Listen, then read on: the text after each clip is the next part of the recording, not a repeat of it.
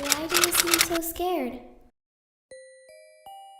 They all thought I was mad, but I wasn't. They refused to believe me when I said it wasn't just a toy. It was something else. Something alive. It all started on my 7th birthday. My parents had thrown me a party. Nothing too big, just a small gathering in the backyard with a few friends. It was the kind of day you'd remember fondly. But now, I can't think of it without my stomach twisting into knots. I had opened all my presents. Brightly wrapped boxes with dolls, clothes, and board games. But there was one left. A small package wrapped in faded brown paper sat on the table. My mom told me it had been left on the porch earlier that morning with a note saying, "For Claire." There was no name, no sender, just that single line. I remember unwrapping it slowly, the weight of the box feeling heavier than it should have been. Inside was a doll. It wasn't like the others. Her dress was dark, her skin porcelain but cracked in places like she'd been dropped too many times. Her glassy eyes didn't sparkle like my other dolls. They just stared, empty and cold. The moment I held her, I felt it. A chill ran down my spine and the air around me seemed to shift. I should have told my mom right then, should have screamed and thrown it away. But I didn't. I just smiled and thanked her, like a good little girl. That night, as I lay in bed, I swear I heard whispering. It was faint at first, like the wind brushing against the walls, but it grew louder, more distinct. Words I couldn't quite make out, spoken in a voice that wasn't mine. I turned over, clutching my blanket tighter, and saw her. The doll. She was sitting on the shelf where I had placed her, but something was wrong. Her head was tilted, her eyes seemed to glint in the darkness, and I swear her grin was wider than before. I told myself it was my imagination. I was tired, or maybe I'd had too much sugar from the cake. But then, the music box on my nightstand started playing. I hadn't touched it. It was an old thing my grandma had given me, and it hadn't worked properly in years. The melody was warped, dragging like it was being played underwater. I sat up, frozen, staring at the doll. The next morning, I told my mom.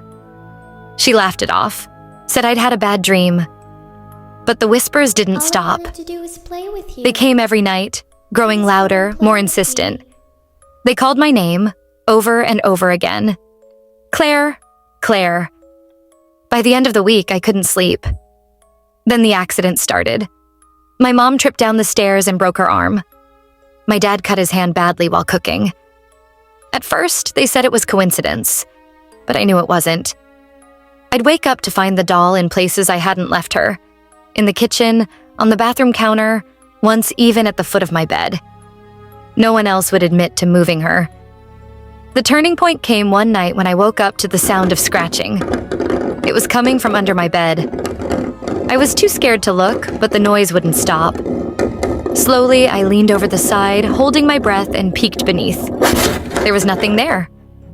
But when I sat back up, the doll was no longer on the shelf. She was sitting on my pillow, her cracked face inches from mine. Her eyes blinked. I screamed and threw her across the room. My parents came rushing in, but when they saw her lying there, limp and harmless, they scolded me for being dramatic. They didn't see her move. They didn't hear the whispers. After that, it got worse. Doors would slam on their own. Lights flickered constantly. At night, I'd feel something tugging at my blankets, pulling them off slowly, inch by inch. One time, I woke up with small, bruised handprints around my wrists. I tried to tell my parents again, but they stopped listening.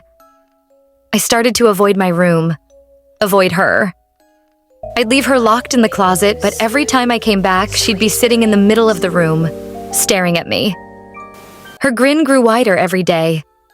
Her cracks seemed deeper, like they were spreading, and there was something dark behind them, like shadows leaking through. One night, I decided I'd had enough. I grabbed the doll and ran out to the backyard. I dug a hole as deep as I could and buried her there, patting the dirt down with shaking hands. I thought it was over. I slept soundly for the first time in weeks. But the next morning, she was back. Sitting on my bed, dirt clinging to her dress. Her grin was impossibly wide now, her head tilted at an unnatural angle. And this time, she spoke. "You can't get rid of me, Claire." Her voice was high-pitched, almost childlike, but there was a coldness to it that made my blood run cold. I screamed and threw her again, but she just laughed, a horrible, raspy sound that echoed in my head. From that point on, I wasn't safe anywhere. She followed me everywhere. School, the park, even the car. My parents still didn't believe me, even when they started hearing the whispers too. My dad found her sitting at the dinner table one night, her tiny hands resting on the edge, her head tilted toward him. He finally admitted something was wrong, but it was too late. The final night was the worst. I woke up to find my room filled with shadows, swirling and pulsing like they were alive. The doll stood on my desk, not sitting, but standing, her head twitching as if she was trying to turn it too far. Her glass eyes burned into mine as she took a single step forward, then another. "I want to play, Claire," she said, her voice echoing unnaturally. I ran. I don't know how I made it out of the house, but I did. When I looked back, the windows were dark, no light, no movement. But I could see her silhouette in the window of my room, watching me, waiting. They found my parents the next morning. Both of them were twisted, their faces frozen in terror. The doll was sitting between them, her grin as wide as ever. They all thought I was mad, but I wasn't. I know what I saw. And now she's still out there, waiting for someone else to unwrap her box.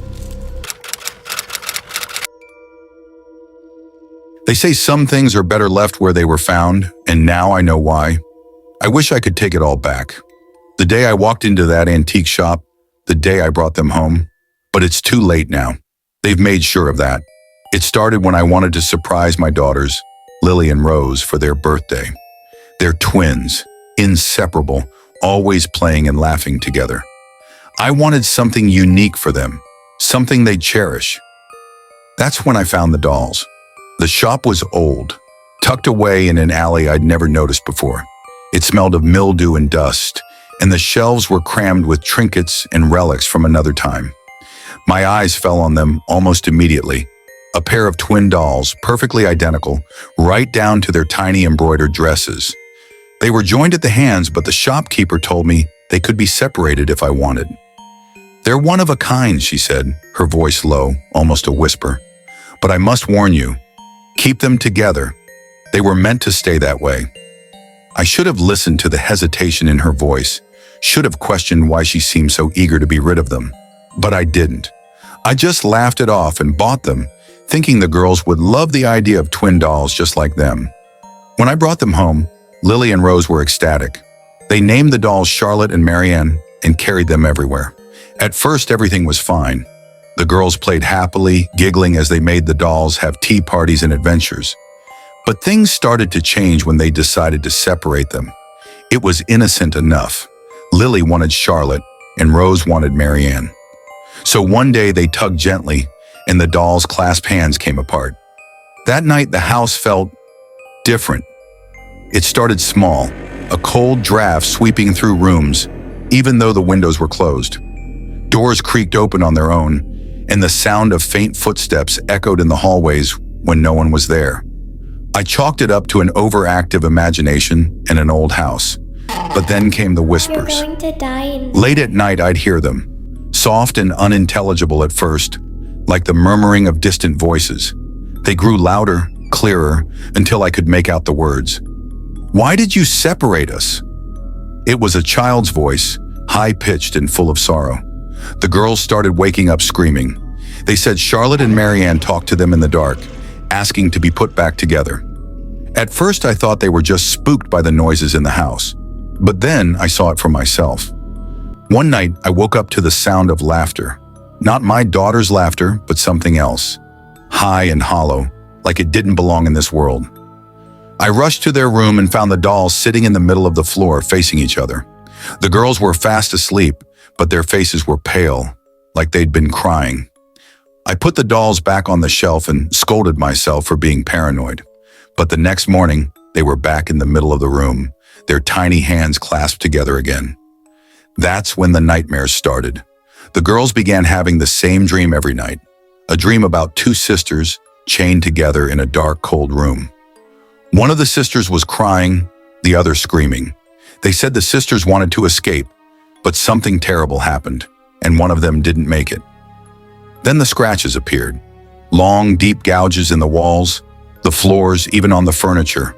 Once, I found marks on Lily's arms, as if tiny hands had clawed at her in her sleep. The whispers turned to screams, echoing through the house at all hours.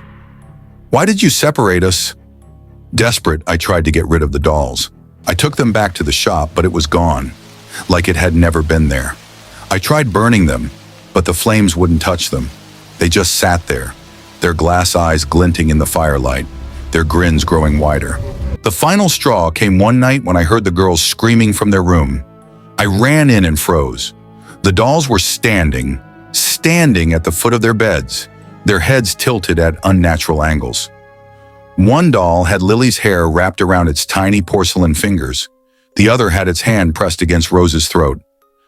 "Put us back together," they said in unison, their voices no longer soft, but deep and guttural, filled with rage.